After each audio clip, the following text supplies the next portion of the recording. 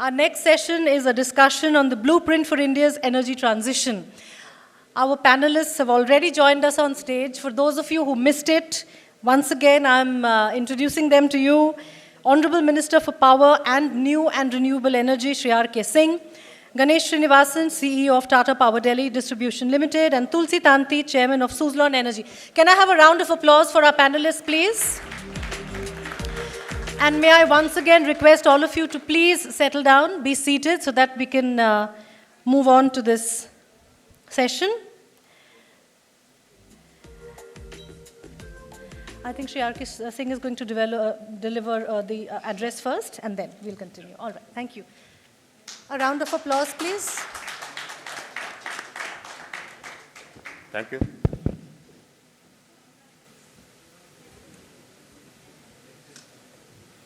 As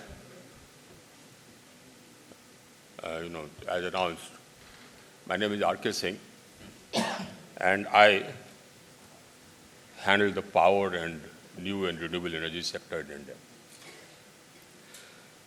So I am happy to be here, and for a specific reason. Number one, it gives me a chance to tell you what we have done in our country. And that is necessary. It is necessary. Because what we are doing, and what we have done, what we are doing, what we propose to do, is something humongous. I mean, huge. I would almost say unparalleled. We decided, we've transformed the power sector in the past 5-6 years. We decided that we'll have universal access.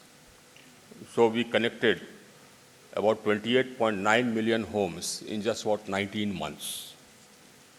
The International Energy Agency called it the fastest and the largest expansion of access anywhere in the world in the history of power. That had consequences. I'll tell you about that. That had consequences. I'll tell you about it. That had challenges. Not consequences, it had challenges. It threw up challenges. We connected the whole country into one grid, running on one frequency. We added almost about 172,000 circuit kilometers of transmission lines. Partly for connecting the whole country into one grid, and partly, of course, because of the huge quantity of renewables we've added and we are adding. So now, it's one of the largest unified, in fact, perhaps the largest unified grid in the world, running on one frequency with one controller, one national controller. What this did was unify our country into one market. So you can generate power in Tamil Nadu and sell it in Jammu and Kashmir or Arunachal Pradesh or vice versa. So that's the other thing which we did. The third thing which we did, which in fact we started off as soon as we started our quest for universal access, was convert our country from a power deficit to a power surplus country. We added almost about 180 gigawatts of capacity from 2015 onwards till date. Now that's one of the largest capacity additions anywhere in the world. Today my capacity is 404 gigawatts. And that proved to be handy, and I'll tell you why. But not only that, we strengthened the distribution system by adding almost about 2,900 sub-distribution centers. You call it substations, we call it. Upgrading about 3,900 substations, and added about 750,000 circuit kilometers of LT lines, 250,000 circuit kilometers of HT lines, 164,000 circuit kilometers of the agriculture feeders, separate feeders for agriculture, etc. Almost 750,000 transformers. It was also one of the largest injections of investment in a sector. The net result was that today the availability of power in rural India, not urban India, mind you, urban India it's almost 24. In rural India it's now gone up to about 22 and a half to 23 hours on an average throughout the country. And our country includes, the areas which are mountainous, areas which have deserts, etc. So, and we brought this up from about availability of power for about 12 hours, which used to be there when our government came to office in 2014, 2015. So we brought about a huge sort of transformation in the sector. Now, because we added, as I said, this all this had challenges. Because we added 28.9 million consumers, therefore our demand shot up. In the past couple of years, our demand has gone up by almost 20%. 20%, mind you, for a country this size. But we handled it. We handled it. We didn't have large-scale blackouts, even though many of our opponents, gleefully announced that now we'll have blackouts. It didn't happen. It didn't happen. It won't happen. And that is the quantum of increase in demand which we have handled. So, and the fact that we handled it and we are handling it, I think, is a matter of great satisfaction. That's the other aspect of all this. Then apart from this, we decided that we'll want to contribute to healing the environment because we believe in it. Because despite the fact that our per capita emissions are 1/3 of the world average, our per capita emissions are one of the lowest in the world. If you look at the total carbon load, which accounts for global warming, the total CO2 load, which accounts for global warming, our contribution to the total CO2 load till date is just 3.4%, and our population is 17.7%. That's what it is. So the quantum of CO2 contribution by our country, I'll repeat again, is just 3.4% against a total population size of 17.7% of the world population. So despite all this, I mean, we don't look at that. Despite all this, we decided that environment was important. Our government decided our environment is important. Our Prime Minister decided that environment is important. So we set ourselves huge targets. We decided and we committed accordingly in COP21 in Paris that by 2030 we'll have 40%, imagine, 40% of our capacity coming from non-fossils. And I'm happy to inform you that today we've reached 41.5%. That is a good 9 years in advance. So we achieved our NDC target. We achieved our NDC target from almost about 3-4% to 40%, a good 9 years in advance. The other target which we had set for ourselves was to reduce the emissions intensity of our economy by 33 to 35% by 2030. This again, despite the fact that the emissions intensity of our economy was one of the lowest in the world. And I'm happy to inform you that today we have reduced the emissions intensity of our economy by about 30% already. So we shall cross that in about a couple of years' time. In fact, well before the 2030 target. Now, because of that, we upped our ambitions in Glasgow. And in Glasgow, we pledged that by 2030, 50% of our capacity will be from non-fossils. And we'll reduce the emissions intensity of our economy by 45%. Now, all this despite the fact that we are a growing country. All this despite the fact that we are a developing country. If you have reached a certain level of development, then your expenditure on sectors which are hard to abate or sectors which result in huge emissions is less. Because, for example, let's take the building stock. Now, so your investment or your expenditure on building stock will be much less than my investment on building stock. So the development requires more cement, more steel, etc. All these are hard to abate sectors. Now, despite all this, we've pledged this, despite the fact that our per capita emissions are one of the lowest in the world. And we shall achieve it. In fact, we shall not only achieve it, we propose to cross it and cross it substantially. The Bloomberg, one of the companies which carried out surveys, called us one of the fastest growing renewable energy capacities in the world. We aim to continue to be that way, right till 2030 and beyond. In fact, they also categorized us as one of the most attractive destinations for investment in renewables in the world. And that is that is why I came here. Because we are getting investments from all over the world. Every major fund in the world is invested here in the renewable energy space. Today, my capacity is 100 and non-fossil fuel capacity is 168 gigawatts. And out of that, only 6.7 gigawatt is nuclear. The remaining is all renewable. And in that, in setting up that capacity of 161 gigawatt of renewables, I didn't have to put in a single penny. All the investment came from outside.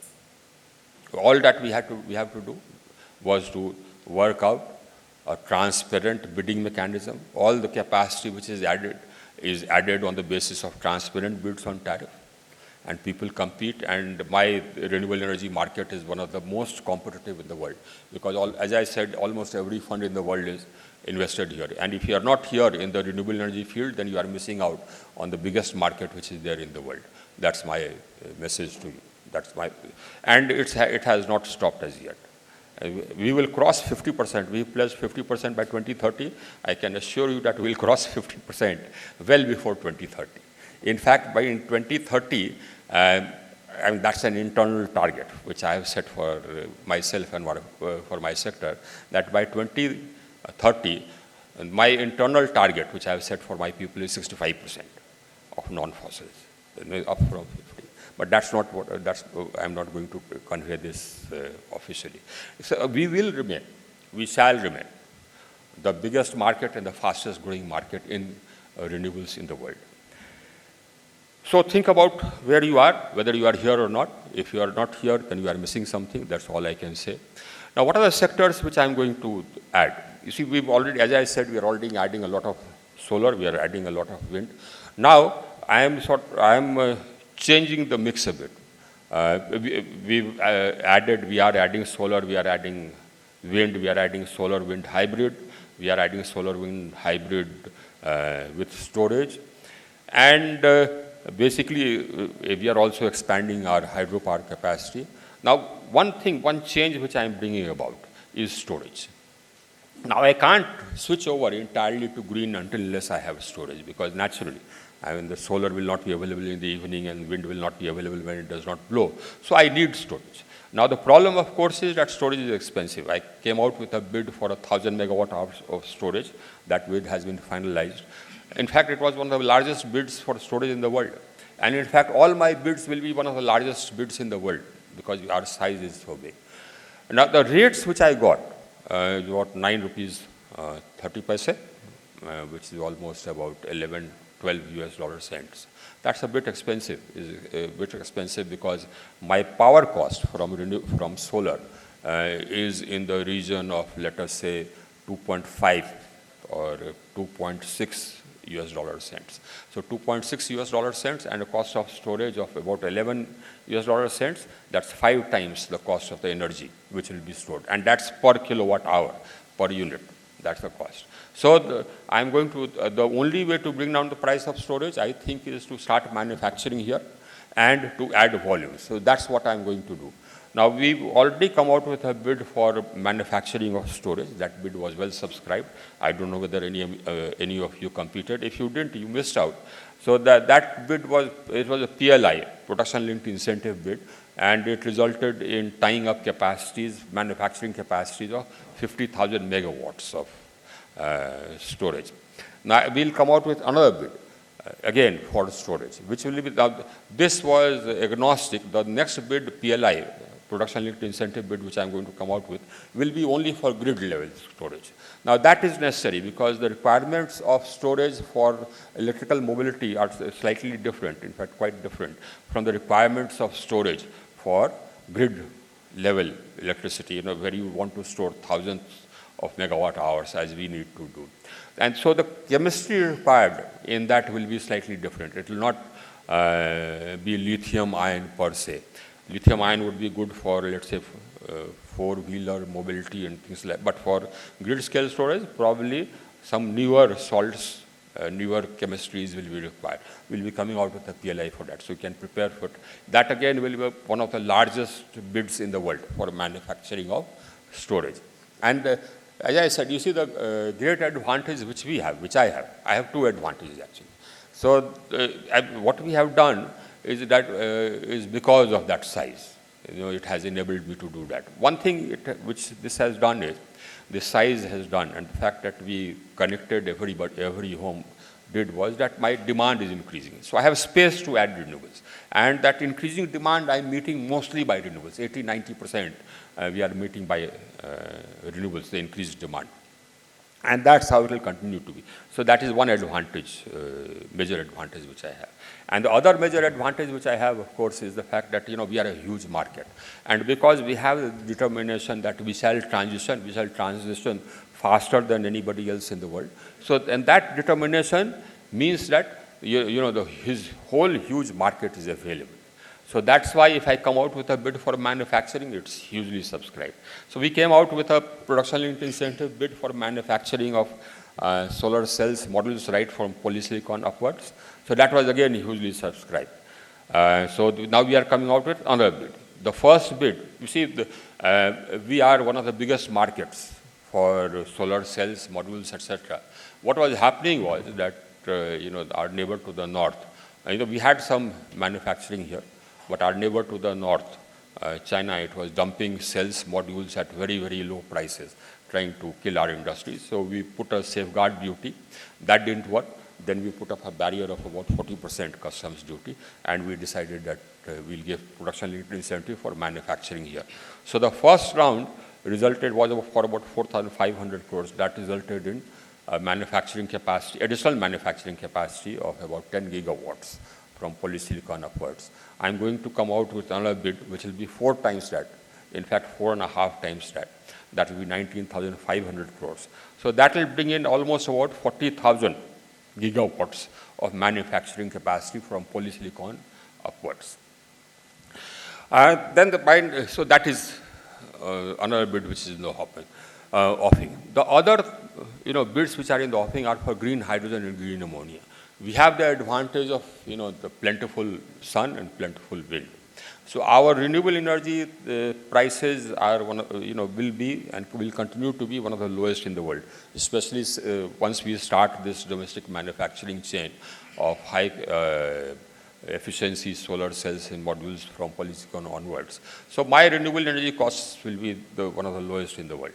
That will mean that my green hydrogen costs are already, my calculations show that they are competitive without any PLI, mind you. My green hydrogen costs are competitive without any PLI. My companies from India have already signing up contracts. So we shall be the biggest hub for manufacture of green hydrogen and green ammonia in the world.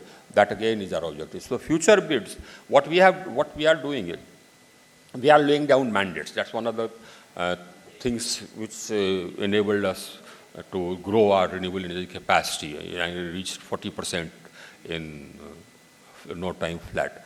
And again, for green hydrogen, we are laying down mandates that we want the industries here to convert from fossil fuel feedstock to non-fossil fuel feedstock, means green hydrogen, green ammonia, in a certain time frame. So we lay down mandates that in first year, this percent will have to be replaced by green. Next year, this percent will have to be replaced by green, etc. So that gives a market. So that makes our bids huge. And that gives us the advantages of scale. So again, that's and all my bids are agnostic. You can be company from anywhere. You are welcome to come and compete. If your prices are least, you will get it. What we have done, of course, is that we made the entire system transparent. We have a robust dispute resolution mechanism in place, and we stand by the investor.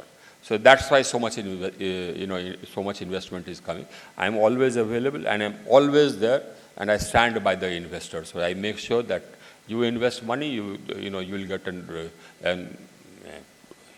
good return. In fact, all my companies are growing rapidly, and they will continue to grow rapidly. So green hydrogen and green ammonia is another sunrise sector, in which, I don't think, outside of China, no other country can compete with us. Next, of course, is offshore wind.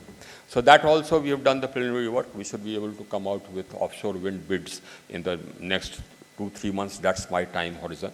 And there'll be two types of bids. One sector we have already surveyed, LIDAR, wind speed measurements, etc. All that has been done. And we get the clearances before we bid it out. So you don't have any problem about getting clearances. And the other sector, we have not carried out this wind speed surveys, etc. We'll lease out the ocean bed to you, that ocean surface and bed to you. For 5 years, 6 years, you carry out your survey. And thereafter, you choose whatever site has the best wind speeds, etc. And best whatever sites will give you the best UF. And thereafter, we'll hold the bid. And again, it will be an open, transparent competition. Now, offshore wind, again, because our demands are huge. And even the past 4 or 5 months, my demand has been growing at 18%. Can you imagine that? But I haven't had any power outage, or, my power costs have not gone up through the roof like in most countries. It happened for maybe 5, 7, 10 days, but we took corrective action and that was taken care of. So now that is how I aim for it to be going forward, that my demand will continue increasing. It will continue increasing because we are a huge country and we are growing. The great news is that we are growing. We are one of the fastest growing economies, large economies in the world. We will continue to be so. So by the offshore wind bids, we have to begin with a modest target of about 60 gigawatts by 2030. Hopefully, we shall cross that. As I said again, I'll conclude by saying the same thing. If you're not here, you are missing something. Thank you.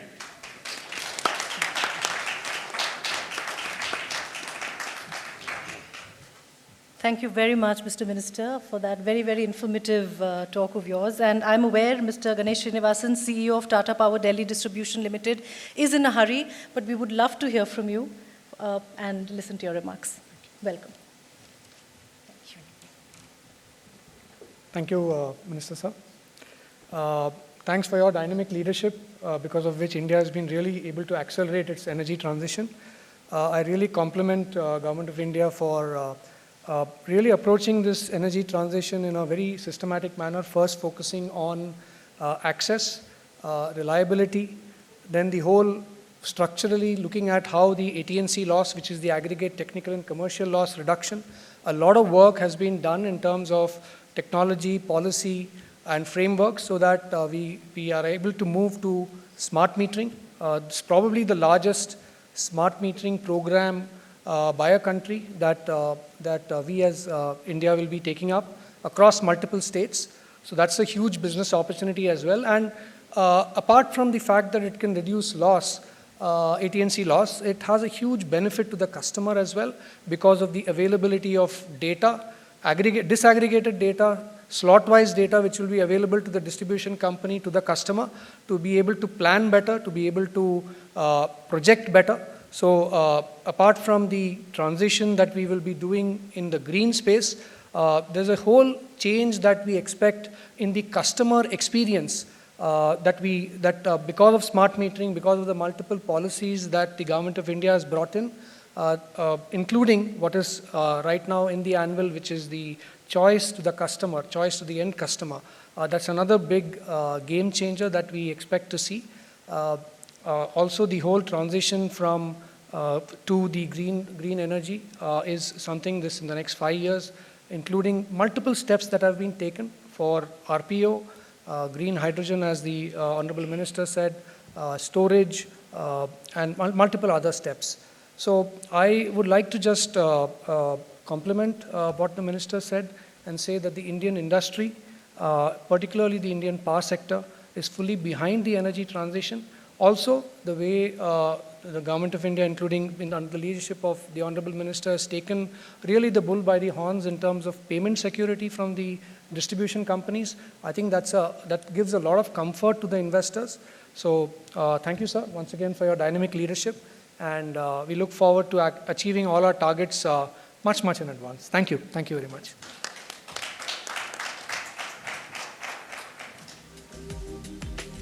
Thank you, Mr. Srinivasan. I now request Mr. Tulsi Tanti, Chairman of Suzlon Energy, for the closing remarks for this panel discussion. Thank you so much.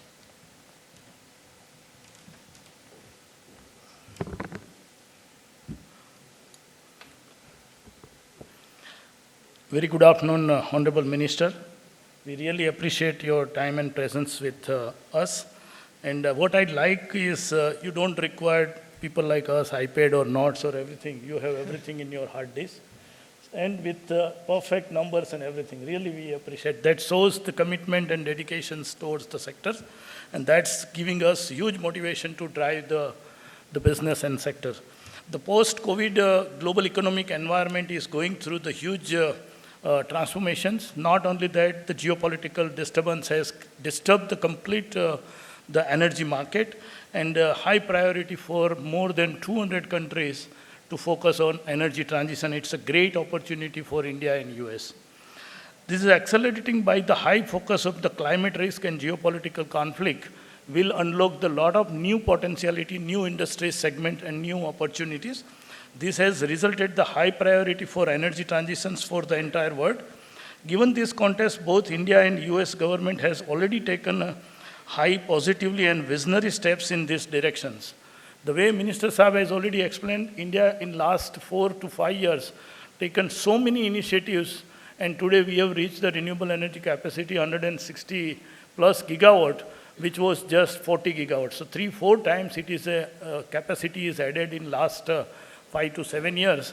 It is the great move. Same time, our per capita energy consumption is very low. And the way Minister has explained is now the more connections and to each and every population has the access of the energy. So the per capita energy, we are the lowest in the world, can increase. So the need of energy is also increasing, population is increasing, the demand is increasing for the industrial and manufacturing areas. So India need more and more energy from 400 gigawatt to 1,600 gigawatt by 2050. So that is a great the window, and that will be satisfied through the renewable only, because that is the only energy source is the most cheapest in our country without any fiscal benefit. I think that is the great achievement of the government and industries. The similar US has also made the huge progress with currently the Biden government setting an Inflation Reduction Act with the ambitious targets. I think it's the best in the world.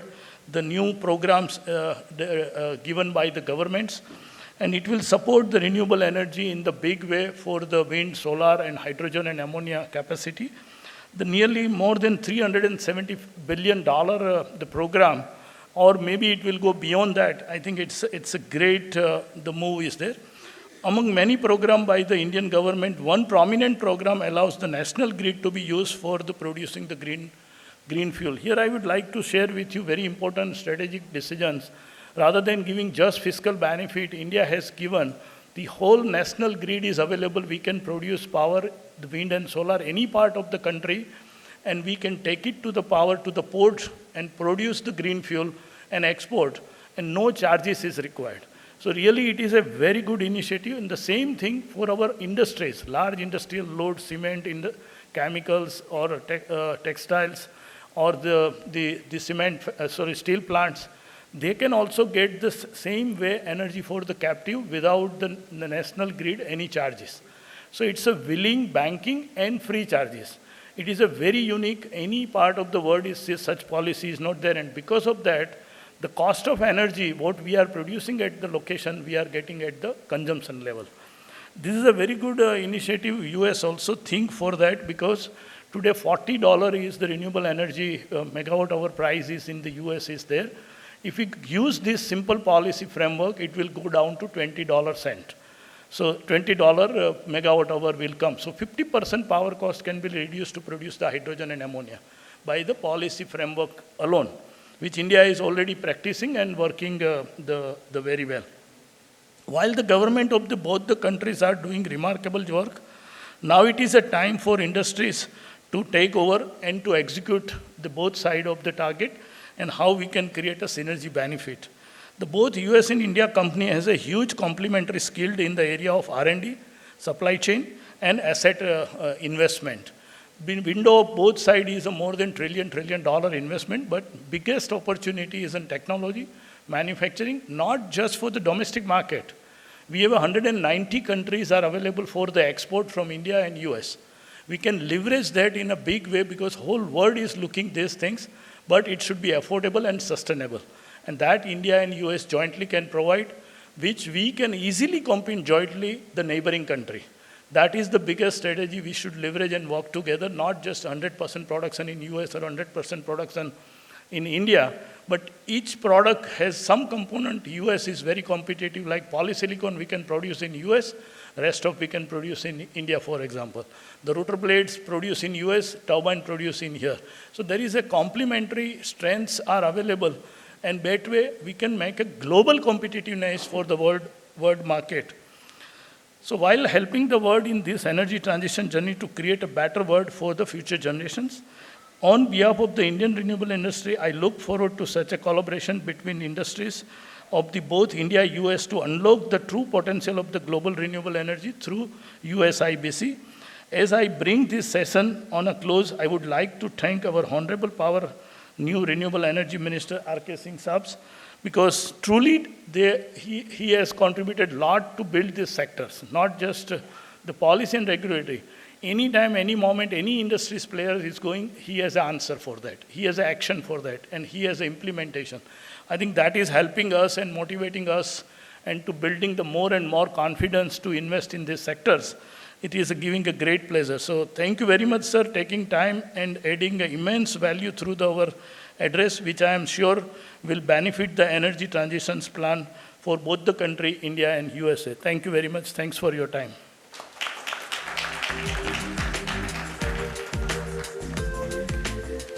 A lot of information there about how both our economies can cooperate in addressing the climate crisis and reaching our shared goal of a net zero economy. I thank our speakers. I would like to invite Ambassador Keshup on stage, and I would like to request both our panelists, Mr. Ganesh Srinivasan and Mr. Tulsi Tanti, along with Ambassador Keshup, to please present the green certificate to our Honorable Minister for Power and New and Renewable Energy, Shri R.K. Singh. This is an initiative where, on behalf of the Minister, a cluster of 5 trees are going to be planted in the Sundarbans.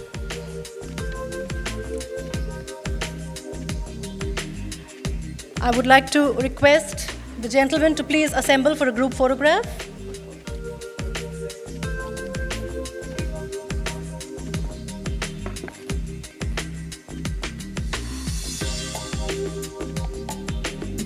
Thank you so much. Gentlemen, thank you very much for taking out the time and for sharing all that information with us. Can I have a round of applause, please? Thank you, Minister. Thank you, panelists.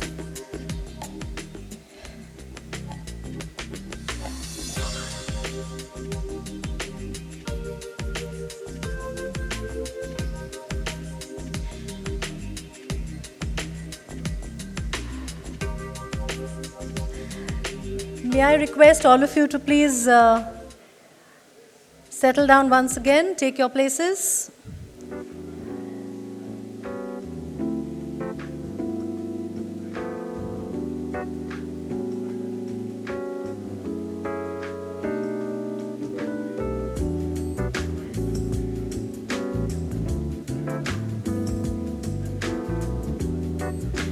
May I request all of you to please be seated. Continuing on the theme of energy, Dr. Vivek Lal, Chief Executive Officer of General Atomics Global Corporation, will be introducing a video address from US Energy Secretary Jennifer Granholm. Please join me in welcoming Dr. Vivek Lal to the stage. Can I have a round of applause for Dr. Vivek Lal, please? Thank you.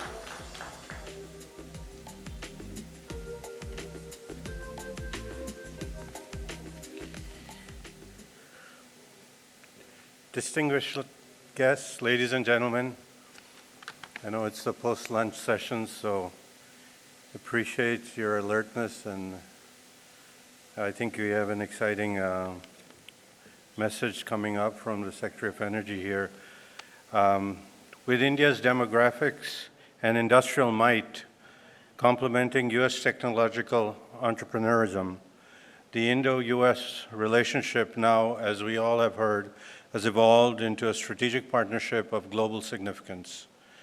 President Biden and Prime Minister Modi have rightly framed this relationship as a global partnership for good. we at General Atomics are strongly partnered with India on national security initiatives with support from the United States government and look forward to long-term engagement to help support India's defense and energy requirements. We believe that the U.S.-India cooperation should also include joint development and commercialization of next-generation nuclear energy systems. Nuclear energy, undisputedly, is the most robust source of clean, continuous power, and achieving dramatic reductions in generation costs, increasing safety, and minimizing proliferation risks. Supplementing the U.S. technological innovation with the manufacturing expertise of India would provide, in my view, high-quality construction of advanced reactors and associated fuel facilities at potentially much lower cost. General Atomics is also the world's most prominent and largest private industry participant in the development of fusion energy systems. The D3D National Facility, owned by the U.S. Department of Energy and operated by us in San Diego, is the focal point of the U.S. fusion program. As both countries envision fusion playing a central role in meeting their long-term energy independence and climate goals, I think jointly developing a net electric fusion reactor with India under a cooperative scientific, technical, and manufacturing program should definitely be explored. The U.S. and Indian public and private sectors working together would intensify and accelerate the progress in assuring that both our nations have the latest, best, and most cost-effective nuclear technologies at our disposal. Today, we are joined by the Honorable Secretary of the United States Department of Energy, Jennifer Granholm, over a video message. Secretary Granholm was sworn in as the 16th Secretary of Energy on February 25, 2021. The Honorable Secretary has previously led the state of Michigan, as many of you know, as its governor from 2003 to 2011. Secretary Granholm was also elected as Attorney General of Michigan and served as the state's top law enforcement officer from 1998 to 2002. After 2 terms as governor, she joined the faculty of the University of California, Berkeley as a distinguished professor of practice in the Goldman School of Public Policy, focusing on the intersection of law, clean energy, manufacturing, policy, and industry. She is an honors graduate of both the University of California, Berkeley and Harvard Law School. I invite all of you to listen to her important message. Thank you.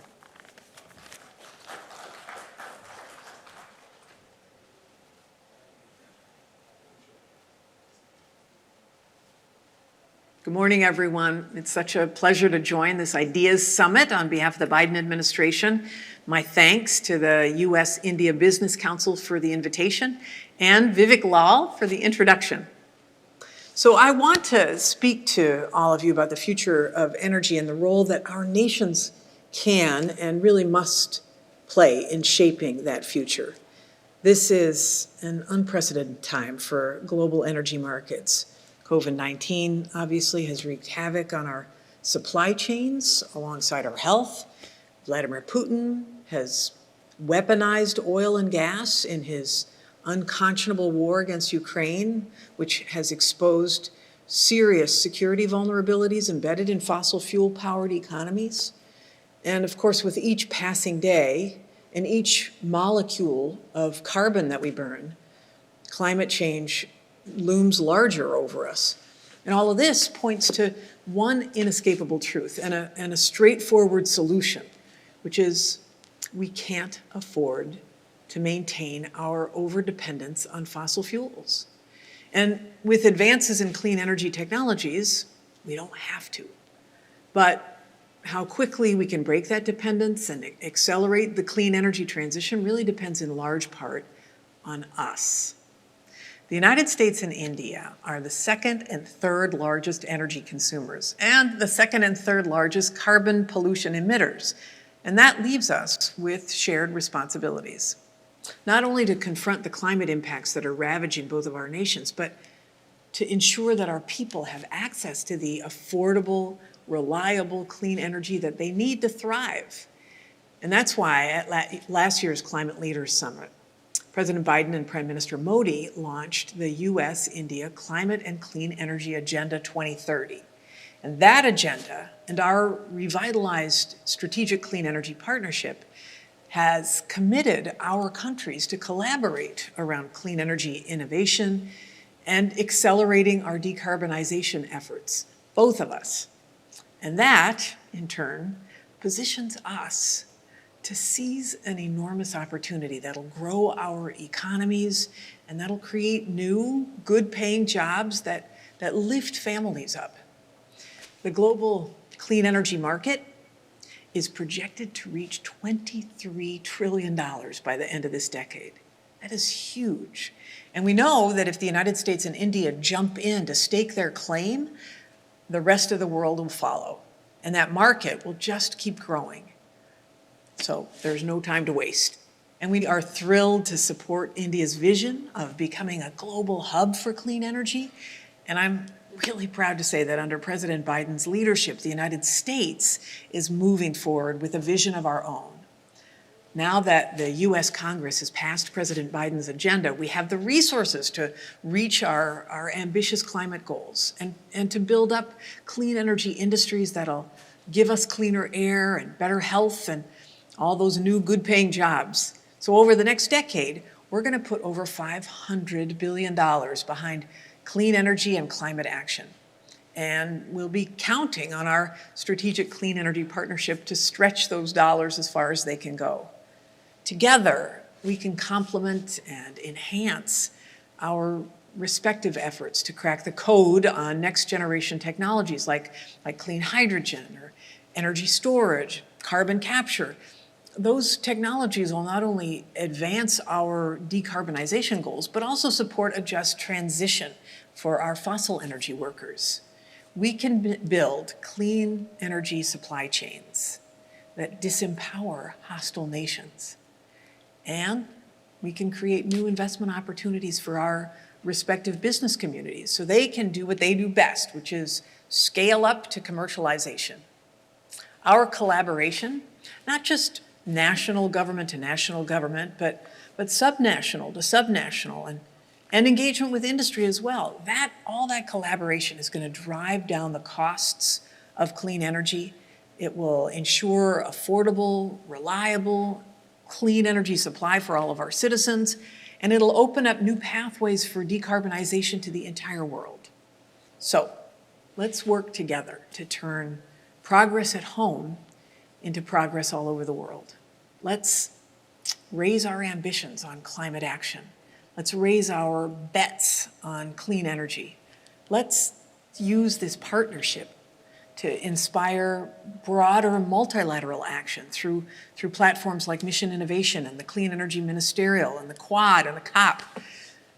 And let's ensure that years from now, when we look back on this unprecedented time, that we see it as the moment that India and the United States took a stand together and led the world into a clean energy future. Thank you.